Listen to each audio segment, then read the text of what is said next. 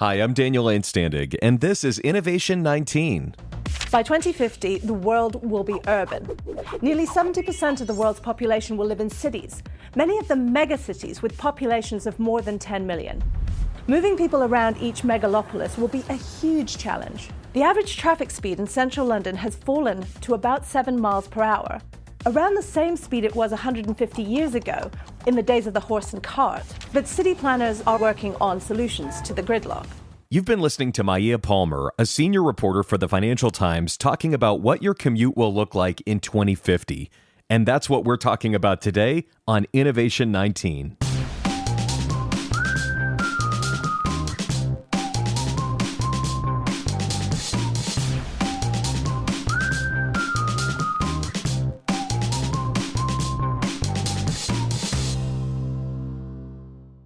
All right, listen closely to this sound.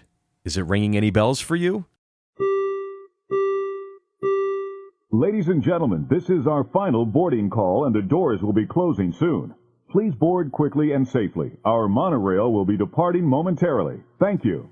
In case you've never been to Disneyland, that was a clip from the Disney monorail train, cutting-edge tech from 1959. With all the COVID news and vaccines coming out now and so on, it's starting to feel possible that we could one day be working at an office again. And if we do, that means we all have to commute to work. So whether you're excited about leaving the makeshift home office that you've set up in your laundry room or dreading the day that you have to get back on the road, today's episode is a look at the future of the commute. You might think of Disneyland as just an entertainment park, but actually they've been at the forefront of transportation innovation. The monorail was actually the first transportation system of its kind in the United States, and it's also the first daily operating monorail in the Western Hemisphere. Now, today's version is slightly modified compared to what Walt Disney originally envisioned. It runs on 600 volts of DC power, so it doesn't emit any pollutants into the atmosphere. And when you consider that this thing was created over a half a century ago, it's pretty modern, pretty innovative. Walt Disney saw the monorail as the future of transportation, but of course it didn't exactly take over cars, at least in this part of the world. But there's got to be a more advanced version of this technology available today, right? In fact, there is. It's the Virgin Hyperloop. The Hyperloop is essentially a high-speed vacuum train, or vac train. It uses cushions of air within the tube, kind of like an air hockey table, to reduce friction, and it makes it possible for these capsules that are ultimately going to carry humans to travel at incredible speeds. Hyperloops are 3 times the speed of a high-speed rail, 10 times the speed of traditional rail. Those are the positives. Fair warning, though, there seem to be a couple of negatives to being jolted around through a tube at warp speed. First of all, there are no windows, so there's not much to look at. But look, for those of us who grew up with underground subways, that's not exactly a deal breaker. Secondly, there are concerns that the ride might actually be nausea-inducing due to the high speed of travel. But the makers argue that it should feel no different than riding in a 747 plane or in an elevator.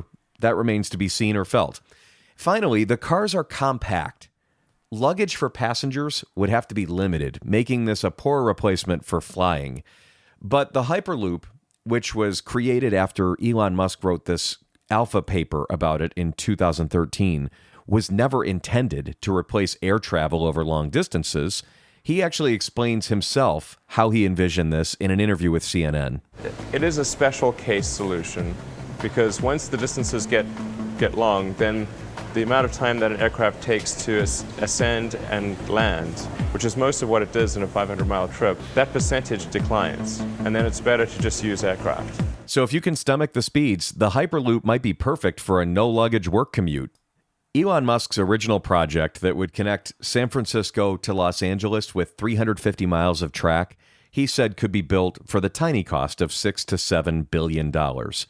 Now, tickets, he said, would only cost $20 for passengers, with 28 passengers per pod. The low ticket price is seductive, and the speed of travel between LA and San Francisco, of course, sounds really good, but the math is really hard to add up, because if the Hyperloop can only handle 3,300 or so passengers per hour, that would mean the tickets should actually cost around $1,000 a piece to make this economically feasible. But hey, I'm not arguing with Elon Musk. While most of us were focused on holiday plans, Hyperloop went ahead and made its first big move, no pun intended. At the end of 2020, they did a test run of their location outside of Las Vegas, Nevada, and they made history. They reached speeds up to 100 miles per hour on a 500-meter run. Now, that's a far cry from their proposed top speed of 760 miles per hour, but it's impressive. And if you're wondering how you can get yourself inside one of these pods, Virgin Hyperloop has a goal of opening their systems for passengers at some point over the next 12 to 18 months.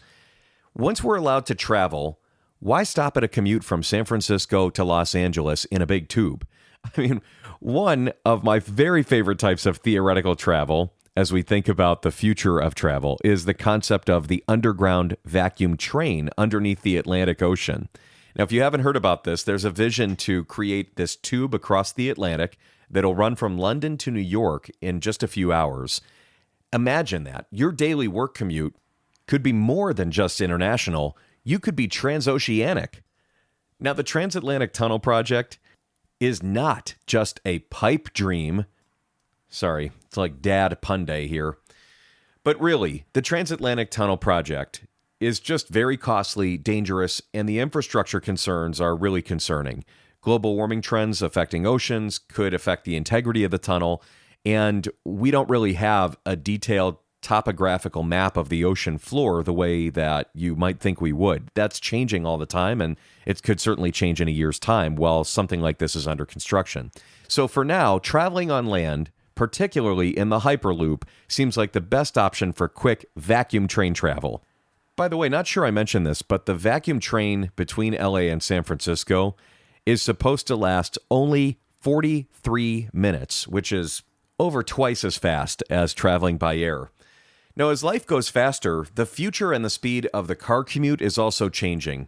So imagine this. You're running late for work. You have 100 unanswered emails. You get an Uber using your phone. The Uber rolls up. You get in the back seat. You're not in the mood to chat, and luckily, the driver isn't making any small talk either because, well, there is no driver. You're in a fully automated, self-driving vehicle, and all you have to do is tell the car where to go. It'll travel around the city, fill itself up with gas, it'll park itself. Many of us have already sat inside cars with automatic self-parking, so this doesn't even really sound like a crazy idea anymore. But these self-driving cars could be owned by individuals who make money on the side without driving at all. Or the fleet of vehicles might be owned by a company like Uber itself. Now, you might be surprised to learn that Uber recently sold its self-driving car division to a company called Aurora for an estimated $400 million. And some people took that as a lack of confidence in the future of self-driven travel. But look, actually, I think this was a brilliant move. I think Uber is actually saying that they're so confident in self-driving cars, but they also are confident that there's going to be a huge pain around regulation, dealing with rights and logistics related to launch, and so on and so on. So I think they're brilliant by just saying, look, we're handing this division over to a company that can finish the job. And look, Uber could certainly have the capital to buy back into this kind of division in the future or create something like it in parallel. Uber has also made moves in bringing ride-sharing to the sky. They have Uber Elevate. It's a fleet of electric VTOL or eVTOLs, that is, electric vertical takeoff and landing aircraft. And just at the end of 2020, they announced that Joby Aviation will acquire Uber Elevate. So these two companies are going to integrate their respective services into each other's apps, making it easier for future consumers to go back and forth between ground and air travel. Back to self-driving cars. Tesla's self-driving options that have been in their higher-end vehicles since about 2003 have had a warm place in many of our hearts, and there's a huge demand for this kind of thing. Their Cybertruck last year, when they launched it, had insane levels of pre-orders. As of March 2020, they had over 622,000 names on their pre-order list, and many people said that these trucks were ugly, but I actually kind of like this vehicle because it has serious DeLorean vibes. They are paving the way for more electric cars in agricultural use with this kind of vehicle. And last year, Tesla's Model 3 remains the best-selling all-electric vehicle in the world. The Model 3 costs around $38,000. It's all electric, of course, And the standard model has a range of 263 miles, while the long-range model has a range of 353 miles.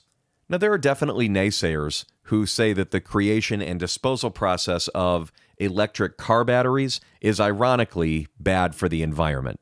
Charging up your electric car via solar panel, wind power each day to make for a carbon neutral commute sounds cool, but, it still impacts the environment no matter what. That said, it's growing in popularity as a dream outside of Silicon Valley and outside of the eco-enthusiast community. The more popular electric becomes, the faster we're going to find eco-friendly ways of producing those batteries, for sure.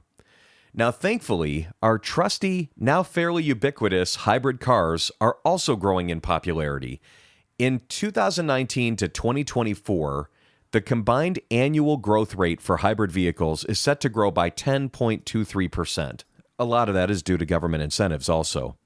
Now, you might be thinking that as people are going back to work, that you've found a whole new rhythm at home and that you're just planning to stay home and work from home now. And look, I think this introspective time over the last 9 months has taught us that working from home is entirely possible. Facebook, for instance, is not having employees back into the office until late 2021 at the earliest. That nimbleness and ability to adapt in companies is being tested, and how we work has definitely been tested over this last year. It turns out that workers are actually more productive, though, working from home. And if you would have asked me a year ago if that were true, I might have doubted it. But people are just less distracted. They're able to accomplish more. There was an Airtasker survey from March of last year that showed that while working from home, employees spent 15% less time avoiding work and 1.4 more days working per month. And yet, they also took more breaks during that period of time. So that shows us that working from home and cutting out the commute does have some real upside. Now, workers at home also spend less time talking to management or talking about non-work topics with coworkers. There was a New York Times interview last year with Chegg executive Nathan Schultz. He said that everybody working remotely was actually resulting in less micromanagement of each other, and that he was able to back off a little and let people complete tasks with more autonomy. What he actually found was that his employees began completing tasks ahead of schedule. So some more fun facts around this. Employees are exercising and cooking more while working from home. And of course, spending more time with their families, which we know can interfere with work, but most Americans say they're enjoying the extra family time, and they say that they would miss it a lot post-pandemic. Obviously, commuting time is not an issue if you're working from home. That saves employees about an average of 52 minutes each day.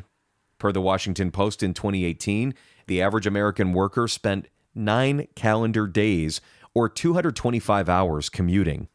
Americans also spend an average of $13,000 per year on transportation costs, which has been reduced drastically, obviously, by stay-at-home orders nationwide over this last year. Basically, I just think it's nice to be able to walk from your bedroom to your home office, even if your home office is just your laptop on your couch. But the thing is, you can't measure a workplace's success just in terms of output. Companies are living, breathing things. If workers aren't physically together, even some days of the week, there's just a community that goes away. There's a culture that becomes harder to foster. And this could lead to less organic brainstorming sessions too, and decreased sense of company loyalty, not to mention an impact on our long-term sanity. I mean, there is something nice about having a boundary between work and home life. It's something that most Americans are incredibly used to, and it allows us to have balance in our lives and have social relationships beyond our house. That lack of socialization takes tolls on mental health. I'm not just saying this, there's data behind it. The American Psychiatric Association says that working remotely can cause people to feel isolated, making it more important to routinely check in with each other, not only checking in with team members about work product, but also to see how they're doing. Loneliness can lead to depression and other mental health issues. And I've seen this. I have a lot of friends who travel for work and have traveled 30 to 40 weeks per year. And over this last year, they've been at home the entire time. And that was a huge change in terms of their social life. I mean, they're used to working with people around the world, and suddenly now they're on Zooms all day and night. So I believe that for this reason, the office will never go away completely as an in real life workplace. People still want to be with people. It's just a matter of fact. In the meantime, those of us with Zoom fatigue, not to worry. There are more and more alternatives to video conferencing coming soon as we think about the future of the commute and the future of the office. Virtual reality meetups are going to be a thing in the future. Virtual reality headsets like Oculus Quest have seen their sales increase since the start of the pandemic, and they are skyrocketing in 2021. Count on it.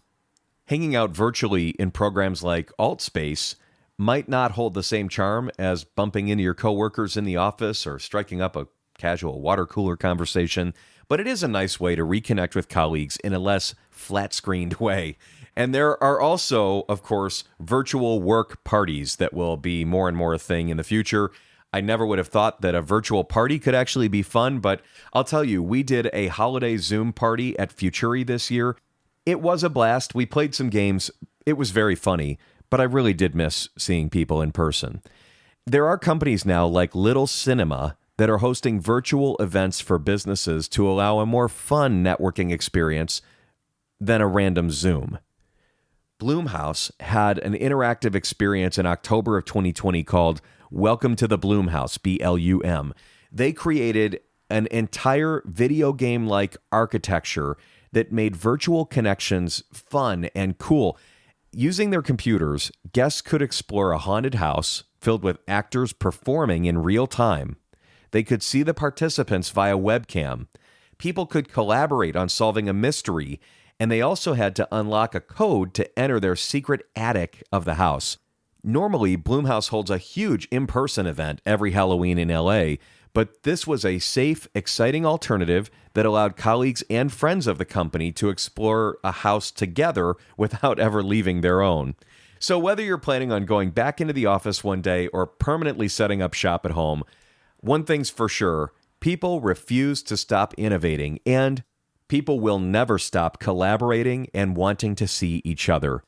And you know what? I really hope that our world really does look like what Walt Disney imagined all those decades ago. Maybe we won't have a monorail connecting us all, and maybe the Transatlantic Tunnel is kind of wishful thinking. But as long as we keep looking for solutions, the office of the future and our commute to that office is full of amazing possibilities. So full steam ahead. We'd love to hear how you're enjoying Innovation 19. What would you like to hear more about over this next year? Any feedback is welcome. Email me anytime, daniel@futurimedia.com. daniel@futurimedia.com. If you like these short, sweet, and thought-provoking episodes of Innovation 19, please subscribe to our podcast. And please do us a favor and add a review for the podcast. It'll help more people find it as well. Today's podcast was produced using Post. It's in use by some of the world's top brands, especially those in the broadcast space, to maximize their content ROI and get their best material in front of the largest possible audience. Learn more today at innovation19.com.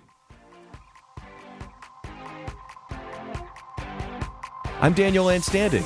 Thanks for listening to Innovation 19.